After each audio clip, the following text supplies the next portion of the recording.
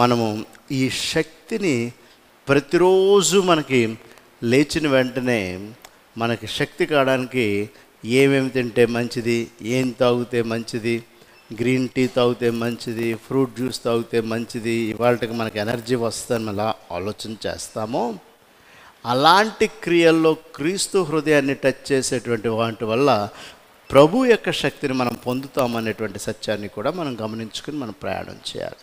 That is God's power. God's power ఏంటంటే నువ్వు క్రీస్తు మనస్సు కలిగి ఇతరుల పట్ల నువ్వు చేసేటువంటి క్రియలు వాళ్ళ హృదయాల్ని టచ్ చేయడమే. అది దేవుని శక్తి. కాబట్టి నిత్యము కూడా మనము ప్రజల హృదయాల్ని మనము టచ్ చేయ ఆమె ఏం చేసింది? ఆమె ఏం చేసింది? వెంటనే తాను ఎలాగో స్వస్థపడనో ఆ సంగతి ప్రజలందరి ఎదుట తెలియదు. That is called naked truth. Naked truth అంటే దాచుకోకుండా, తనకు జరిగినటువంటి విషయాన్ని తను దాచుకోకుండా దిగంబరితనంగా ఉండేటువంటి విధంగా తన విషయాన్ని బయటకి తెలియచేసింది. తను దాచుకోలే దేవుడు చేసినటువంటి కార్యాన్ని. కాబట్టి సంఘంలో ఉన్నటువంటి మనం క్రైస్తవులు, మనం పౌలు కొరింథీలో చెప్పిన రీతిగా ముసుగు తీసిన జీవితం అంటే ఇదే, మాస్క్ రిమూవింగ్.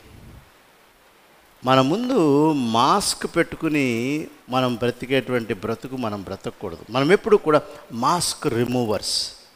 ఈమె తనకున్నటువంటి ముసుగుని ఏ విధంగా తీసింది అంటే, నేను నిన్ను ముట్టుకున్నానయ్యా, నాకున్న పరిస్థితి ఇదయ్యా, నిన్ను ముట్టుకున్న తర్వాత నాకు జరిగినటువంటి స్వస్థత ఇదయ్యా, ఇది నేను అందరికీ తెలియచేస్తున్నానటువంటి ముసుగు తీసే మనము ఆమె అనేక జన సమూహముల ఎదుట దేవుడు చేసిన కొన్ని కార్యాలని మనం పబ్లిక్గా ప్రొక్లెయిమ్ చేయడానికి కొంచెం భయపడతా ఉంటాం, ఆలోచిస్తూ ఉంటాం, సమాజం గురించి ఆలోచన చేస్తాం.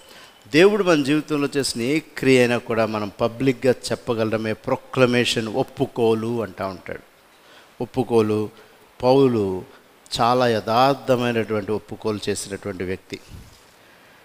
కన్ఫెసింగ్ తనకున్నటువంటి పర్సనల్ జీవితంలో తను చేసినది. కాబట్టి మనం దేవుని దగ్గరికి వచ్చినప్పుడు వీళ్ళిద్దరూ కూడా, ఆ యొక్క యాయూరు తండ్రి కూడా, అంత అధికారం కలిగినటువంటి వ్యక్తి కూడా యేసు పాదాల దగ్గర ఎలాగ తన యొక్క మనసులో ఉన్న సత్యాన్ని, ఒప్పుకోలుతనాన్ని తెలియచేశారో, అలాగే ఈ 12 సంవత్సరాల నుంచి వ్యాధంలో ఉన్నటువంటి ఈ స్త్రీ తన ఒప్పుకోలుతనాన్ని ఎలా తెలియజేసిందో, సంఘంలో ఉన్నటువంటి మనం కూడా మన జీవితంలో దేవుడు చేసినటువంటి కార్యాలని ఆ దుఃఖపూరితమైనటువంటి మనసుతో ఒప్పుకోలుతనం సంఘం మధ్య తెలియచేయడం అనేటువంటిదే మనం ప్రతి ఆదివారం ఉదయకాల సమయంలో ఒప్పుకోలు తన సమయాన్ని మనం ప్రారంభించాం.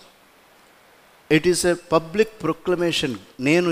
నేను ఈ పని ద్వారా యేసుని నేను తాకానని చెప్పే సాక్ష్యం, యేసు నన్ను తాకాడనేటువంటి సాక్ష్యం, నేను నా జీవితంలో ఈ గతం జరిగిందనేటువంటి దానివల్ల ఒక ప్రార్థనా సమయాన్ని మనం ఇక్కడ చేస్తూ ఉన్నాం. దాన్ని మన మీద ఆరాధనలో క్రమంగా మనం చేయట్లేదు. దాన్ని ఆ యొక్క ఆరాధనని ప్రారంభించక ముందు మనము ఈ నూతన నిబంధనలో సుమారు పౌలు ఈ ఒప్పుకోలుతనం గురించి తను రాసినటువంటి పుస్తకాల్లో సుమారు 42 సందర్భాల్లో ఒప్పుకోలు గురించి యథార్థంగా తనెవరో కూడా చెప్పాడు. నేను పాపులందరిలో ప్రధానమైనటువంటి వాడు. ఎందుకంటే తనకు తెలుసు, తన మనస్తత్వం గురించి తెలుసు.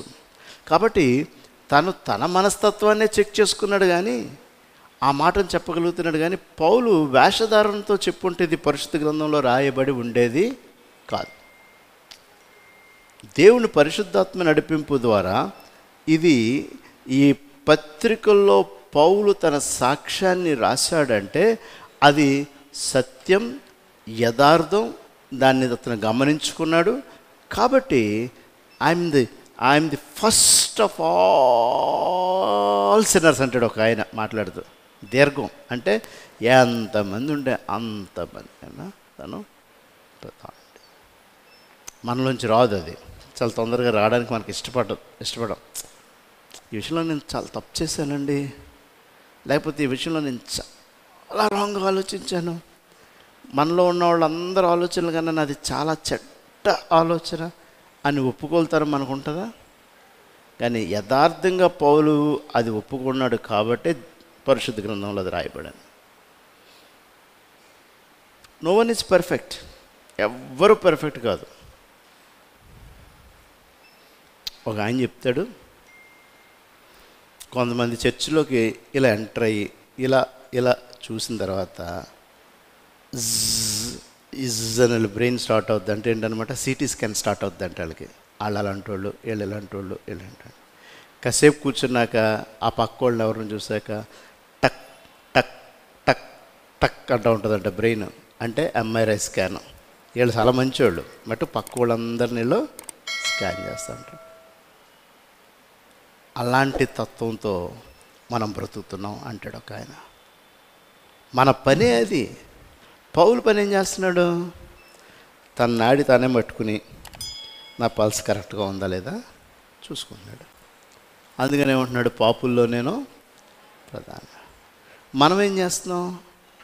ఎంఆర్ఐ స్కాను ఉందా అక్కడ? ఎంఆర్ఐ స్కాను అది సిటీ స్కాన్. అది ఎంఆర్ఐ స్కాన్ కూడా ఉంటుంది చూడు, పడుకునేది. అది ఈ మనకున్న 2 ఈ ఎవరన్నమాట? మన చుట్టూ ఉన్నవాళ్ళు స్కాన్ల మట్టుకు చూస్తూ ఉంటాం. మన చుట్టూ ఉన్నవాళ్ళ స్కాన్ని మనం చూస్తూ ఉంటాం. మన పల్స్ని మనం సెల్ఫ్ చెక్ చేసుకోం. మనం చర్చిలోకి ఎంటర్ అవ్వగానే ఒక్కొక్కళ్ళ ముఖంలో చూడగానే టక్ టక్ టక్ అని ఎంఆర్ఐ స్కాను, లేకపోతే సిటీ స్కాను, లేకపోతే బీపీ ఆపరేటర్స్, ఇవన్నీ మన డాక్టర్ గారి దగ్గర లేని టెక్నికల్ వైద్య పరికరాలన్నీ మన దగ్గరే ఉంటాయి అవతల వాళ్ళని చెక్ చేయడానికి.